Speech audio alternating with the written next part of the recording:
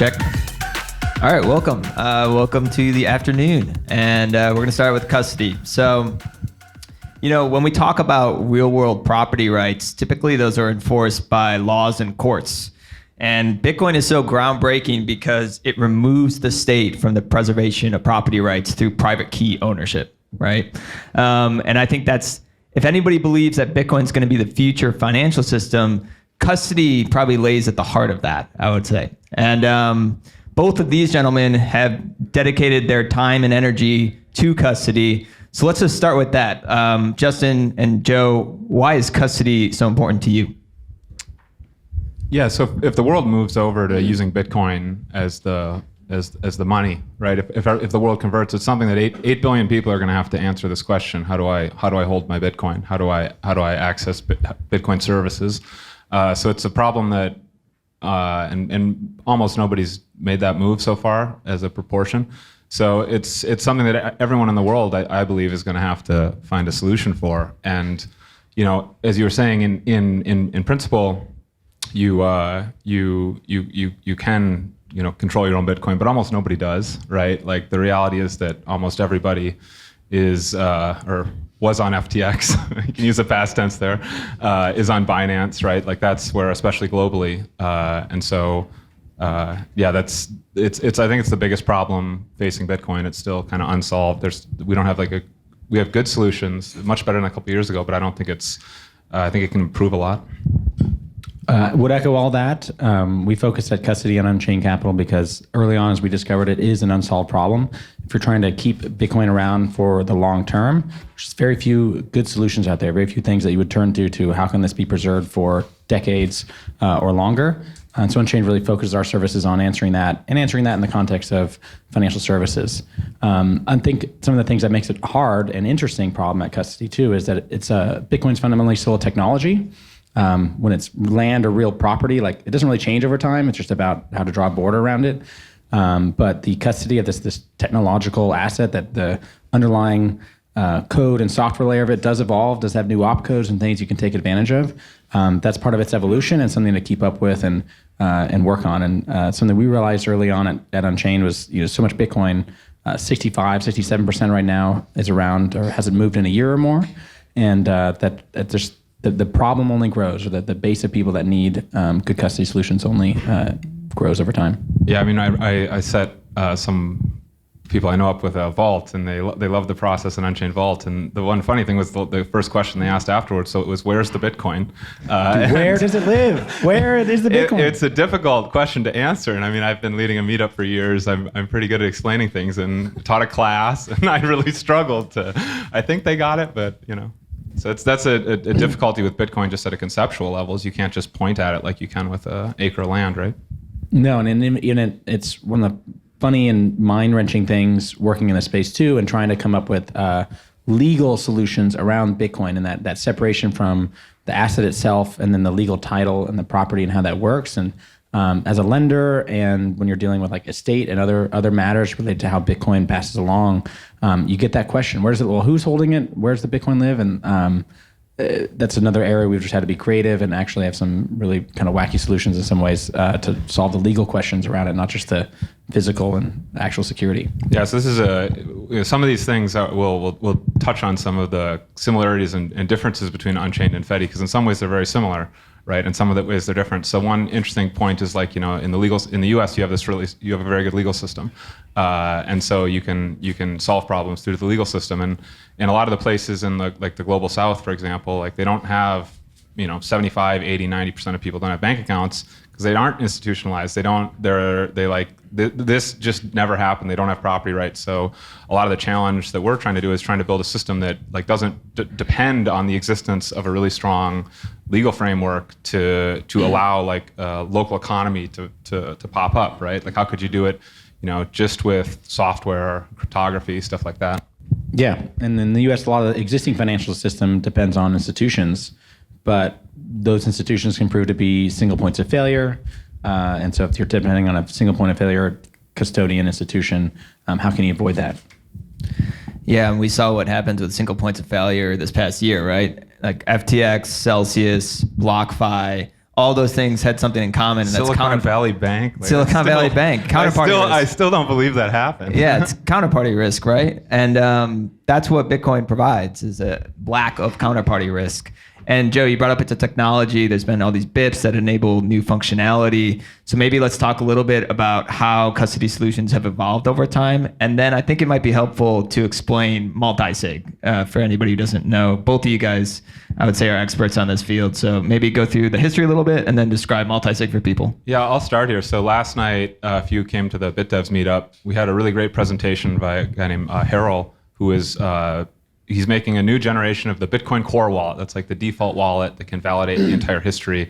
It's kind of like it's the best way to check what your balance is. You don't have to rely on anybody else, trust anybody else. So this wallet was actually released by Satoshi in the very beginning, and it's like hideously ugly. It looks like some kind of like airport kiosk software or something. And but it was there from the beginning. So in the early days, when you wanted to custody Bitcoin, you would just download this program. You'd wait as it did stuff. You wouldn't know what it was doing.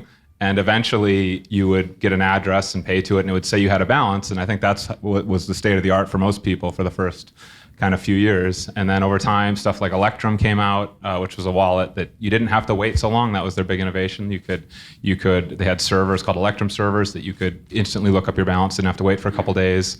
And it's slowly moves forward. And multisig came on the scene a couple of years ago, like maybe 5 years ago. I think Jimmy Song previously worked on a company that I think it might have been BitGo in 2013 actually got the original BIP for multisig. So. Well, actually, so multisig, I think bare multisig existed from the very beginning. Like that's the right Flaxman. I think the multisig was in there from the very beginning because there was the off by one bug, right? Like Satoshi had a. No, there was a governance fight over PSH and bare multisig. Okay. Yeah. I mean, but so it's been there for a long time, but there haven't been user-friendly solutions because it's just inherently more difficult, right? There's more stuff to do, and if you don't want to be using online computers for this, you need hardware wallet support, and that's notoriously slow. We just celebrated last night Ledger finally really getting to best in class support for multisig. So yeah, and Sam having asked kind of explaining multisig for those that aren't familiar. I mean, Bitcoin, as we're talking, being a technology and software, the address into which you put Bitcoin can be code, can be some software, and some people think smart contracts. Bitcoin's kind of advantage or way it can address smart contract like features is through a multi-signature address, and what you spell out within multi-signature is what's called N of M. So some subset of keys are required of a group of keys to move that Bitcoin. So Unchained services are built on 2 of 3 multi-sig pretty much across the board. So 2 of 3 keys are required to sign. And that's really advantageous because those keys can be in different locations. They can actually be held by different people. So those people get a transaction they need to sign. They sign a partial transaction. That gets collected together, the 2 signatures, and then that can be broadcast into a whole transaction for the Bitcoin network. That's kind of how multi-sig works on a basic level. And one of the key ways you can eliminate that counterparty risk and those single points of failure through multiple keys. Yeah, so I had a lot of interest in multisig a couple years ago, and I built like a little thing it was called Junction. It was like a Nunchuck you see now or a Sparrow. It was kind of that sort of thing, like a desktop wallet where you could set up multisigs. And in the end, I abandoned it because if I wanted to turn it into business, I'd have to copy your business model. So I didn't want to. I didn't think that was a good thing to do. So I kind of kept looking for something else that would be able to move the needle more than just like an incremental improvement. Can I make like a larger improvement? And one of the things I learned from watching Unchained all these years, the past 4 or 5 years, like I was, when I met you, you didn't even have multisig. It was loans, right? So I sort of saw the whole process, saw the adoption kind of from the very beginning. And so that's one thing I learned is that multisig is a really powerful platform for delivering services on top of Bitcoin, and it allows you to split the trust. And this is something that it's really novel. You can't do this with fiat, really. You can't split fiat up and have 3 parties that each have a share of it, and 2 need to agree to move it. Like you can kind of simulate this, but it's not actually enforced at the Fed, or like it is on the Bitcoin node. And so that's what really got me interested in Fedi Mint. Like a couple years ago, when it was a topic of discussion and only like little technical forums, people looked at it as like a privacy solution, right? And the novel thing was that it was able to deliver this great privacy while minimizing the trust, right? So it's a way to basically set up like a custodial service, a little bank. Instead of having one party control it, you can have multiple because it builds on top of multi-sig, right? The whole protocol can be run by multiple people simultaneously, right? So you can have a bank where there's 10 people running it, and 7 of them need to agree on any given thing to happen for it to happen. And this all happens autonomously with no human intervention or anything like that. So I think a lot of people were interested in the privacy side of it, like having seen Unchained and worked on multi-sig myself. The thing that I thought was really interesting is like, here is a multi-sig that's online and programmable, right? So I can like kind of do whatever I want in here. And so the privacy features in the original were kind of like the first feature set, but I think there's all kinds of really exciting things that we can build on top of, at the end of the day, multi-sig, and be able to deliver services with while minimizing the trust required compared to all the existing alternatives today. And also, go and, anything an altcoin can do, we should be able to do in this. And I think we could have a better consensus group too, because like think of who controls Ethereum. It's probably 10 entities, right? So you could have a 75 of 100 Fedi mint that runs the EVM. That's the thing underneath Ethereum. Plug it into MetaMask, and now there's no monetary token. It can do everything Ethereum does. So now they can, stop having conferences. Just come to ours. I was in Denver during the ETH Denver conference recently. It was wasn't fun, man. Wasn't fun. Those bars were full. It was just not good. How would you do that yourself? I was just out, and they came in the bars, and I don't want to talk about it, but I was actually recently walking through a boomer, a family friend, how to use a hardware wallet, and we'll call him Jerry, and I was walking him through it, and I'm trying to explain everything, and it took like 20, 30 minutes get him into this hardware wallet. And then I explain all the security stuff, and then right afterwards I turn my back, and then I look back, and he's taking a picture of his seed phrase on his phone. And I'm like, oh my God, Jerry, what are you doing? And so it's still challenging. Like the custody is still challenging for people who aren't technical today. I think we can be honest about that. I think you said that it's an unsolved problem. I think maybe it'd be helpful to elaborate a little bit about what you mean by that, given your guys' expertise in custody. Well, so this is one kind of another difference we'll highlight between like Fedi and Unchained, right? Like so, like the problem Unchained solved is like I have wealth and I need somewhere to put it, right? Under fiat, like it's really hard to figure out how to preserve your wealth, right? And that's where you've had a lot of luck is with people who have wealth. And Fedi is more focused on people who don't have wealth, right? Who haven't like got the cycle of property rights and transactions and an economy going, so that they're the people in their community have wealth in the first place. So we sort of approach at it from the perspective of like, how do people get their first Bitcoin? How does Bitcoin start becoming useful? So build a custody system around that that's very easy to transact, that's easy to do other things, maybe plug into the broader Bitcoin economy, make some money. So like that's to me is like how do you make the first experience with Bitcoin like earning it, right? That's I think that's how most people will onboard in the future. It won't be as an investment asset. It won't be as a bet. It'll just be something like, oh, it's like Cole and KNC is a great example of this, right? I got this beautiful beef to sell, and all of a sudden there's a nice way to sell it using Bitcoin, right? I think that's going to be the experience of most people, and so that's at Fedi. We're trying to design a system that will work for like billions of people, right? So we kind of come at it from that end of your first Bitcoin is like 100 Satoshis, 1,000 Satoshis, something like that. Whereas I think Unchained comes at it from a little different angle.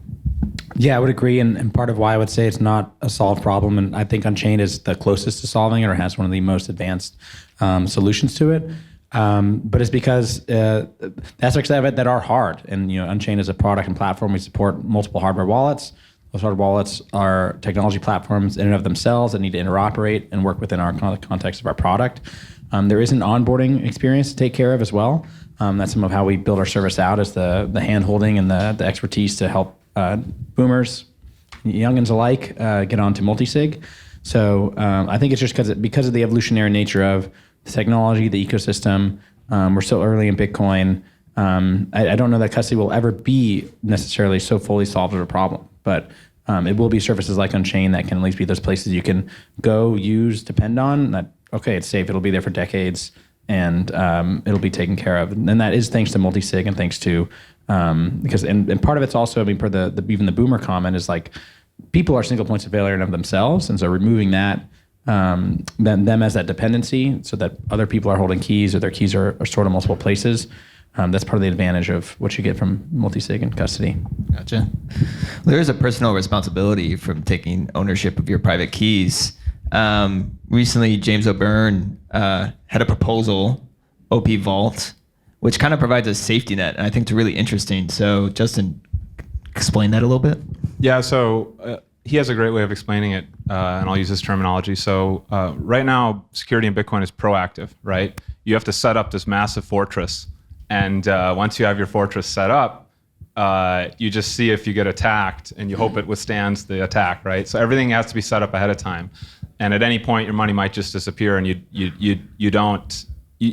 can't react, right? So what this proposal Op Vault is it's a way to allow yourself to respond to like an attack, right? So if all of a sudden you see your money move, you might have a week or a month to say, not so fast, I'm going to pull that back if I didn't authorize that transaction, right? And so it really changes the model of how to secure Bitcoin from I have to think of every possible thing ahead of time versus, well, I'll think of enough, but then I'll also give myself a sort of a time to react if something unexpected happens. So I think that could really help. It's a great example of where it's not always solved problem because there's other advancements to make, and it is a race against attack vectors, and you want people like James and other developers coming up with innovative solutions to solve edge cases and further out risks for people in their long-term holdings.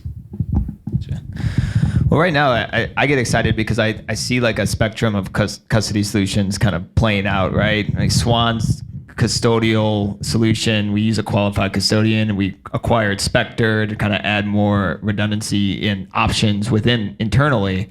But then there's Fedi, right? And then there's multi-sig and self-custody. There's a spectrum, and each population is going to be attracted to different solutions based on what their needs are, and even around the world. And so, Justin, you brought up like how developing countries won't necessarily want the same custody solutions as maybe individuals in Western countries. And I think that's a really interesting discussion. So let's go there a little bit. Yeah, I mean, the first thing is it's cost prohibitive. Just the shipping to get a cold card to a lot of places is too much, right? Not to mention the cold card itself, especially if this has not, demonstrated any value yet, right? So I think I should just articulate a little more what Fedi's trying to do, right? We're trying to build community banking for Bitcoin. So now you're either self-sovereign or you're on an exchange. That's what the choices are for most people. And almost everyone's on the exchange, like over 90%. And especially in the developing world, it's much higher. Like in a lot of places, everyone in the whole country is on the same exchange. So one exchange could go down, it's on the other side of the world, and basically everyone in that country who thought they had Bitcoin now doesn't. So we're trying to build something in between. Wait, what was your question? I want to know how developing countries need a different. We're trying to do something where it's free to get started, and so you really leverage you outsource this very heavy responsibility of custodying Bitcoin to the experts in your community, right? So a few people in the community will set up this bank. No single person controls the Bitcoin. They have to act collectively. So it could be 4 people, it could be 10. Eventually it'll be able to grow over time, so it'll start small and get a little bigger. And so you sort of distribute this responsibility for custodying Bitcoin on behalf of the members of the community among the people who both have the ability to do it, a small amount of technical ability is required, but that'll go down over time. But also the reputation, right? So you want people who would have a lot to lose if they tried to cheat the community, right? And I think in a lot of places, especially in the developing world, this is basically how they do stuff now. They don't have banks. They go, they have family members holding money for them. They have people changing money at the market, right? Like a lot of it's trust-based, and it's because they have a lot of they have a social fabric that I think in the United States has been lost to some extent. Yeah, and just to differentiate, I think things that Unchained clients are looking for, service is really kind of number one, especially seeing that there's questions, technical questions that come up, and just feeling like there's other people on the other side of what they're doing. That's classically how a lot of Western financial services work. And even in the developing countries, it's like people like to go know their banker, know who they're taking a loan from, or things like that. So Unchained is kind of providing a face for what is, purposefully a faceless monetary network in Bitcoin. And then secondly, just that kind of peace of mind, that knowing that like someone's taking care of it. I've done the right things. Someone has told me I put these things in the right places. That's something that we provide uniquely and wrap around something that's still just a technology and might have some similar components to what Fedi has. Yeah, I mean, that's funny. Like on the outside, Unchained and Fedi look a little different, but this is exactly what we're trying to do as well, but just going about it in a different way, which is cool. So how would like a community-based... I will say one other thing, like one other interesting thing. I think over time, if these community banks get going, right, like it's custodial, but I think this will be a great place where you can go to learn how to self-custody, right? You'll have like a little note of trust in a community. It'll be like a little Bitcoin embassy, something that we had in the past, right? Like a lot of towns have. I mean, in a sense, this is kind of a Bitcoin embassy right here. And if you're having trouble, like I've helped a number of people with trouble with their cold storage. Like a few times, probably 10 times, I've helped people who thought they were in trouble just because they'd come to my meetup and ask me, right? So this is kind of what I would hope in the future, if you can get little nodes of trust and expertise in Bitcoin all over the world. I think it'll actually lead to a big increase in self-custody because you need a certain amount of Bitcoin for it to make sense. I do think one of the roadmaps of ways to save community banking I could see is if those banks could really adopt Bitcoin. It's a physical security center. It's a place of high trust individuals coming through and meeting people. And so like if timing worked out, it would be great if ultimately those could be centers for collaborative custody centers for how Janet Yellen's not going to save them, that's for sure. No, it's like not. It's a pipe dream. So actually HODL Waves, created by Drew here, recently hit an all-time high of 68% of the Bitcoins haven't been moved in a year. So people are using this as a savings vehicle right now. And so, Joe, how is, like you said, multi-sig is underexplored right now, right? And all this added functionality that Bitcoin enables compared to fiat.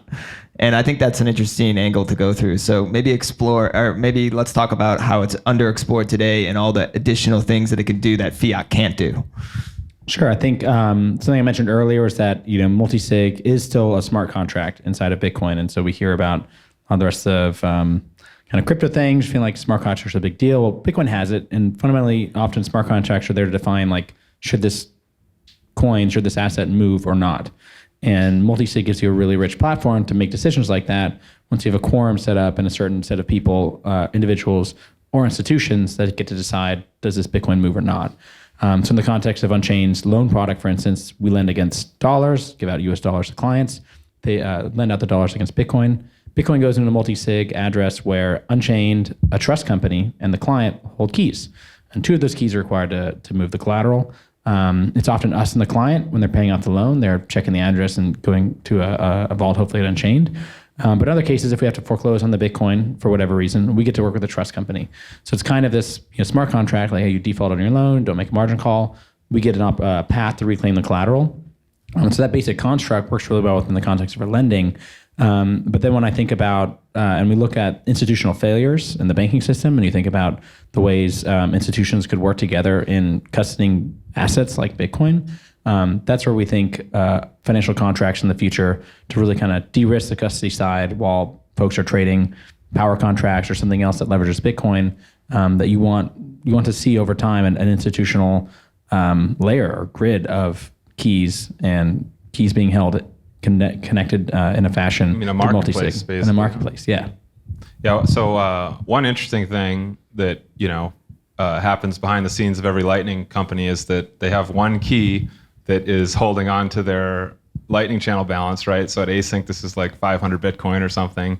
River, like I don't know how they do behind the scenes, so I'm not gonna. I don't know, but a lot of these, there's like one key with a lot of Bitcoin on it that's going up a lot. And then there's one engineer that you're basically trusting to not run off with your entire working capital, right? And so an exciting multi-sig improvement that isn't explored yet is running Lightning nodes, having that key be a multi-sig. And this is something that like Paul Atoy at Stackwork has been doing some work on. I know that there's a couple very good engineers in Australia who are working on something like this.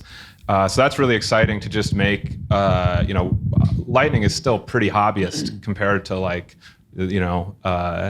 what it will become.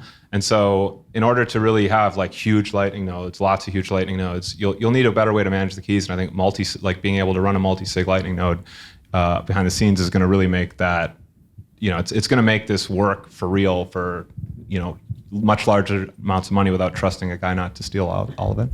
One other thing I'll mention that so just a cool thing about sort of like a multi-sig kind of out there idea is that we're sort of exploring building a mining pool on top of Fediment right now.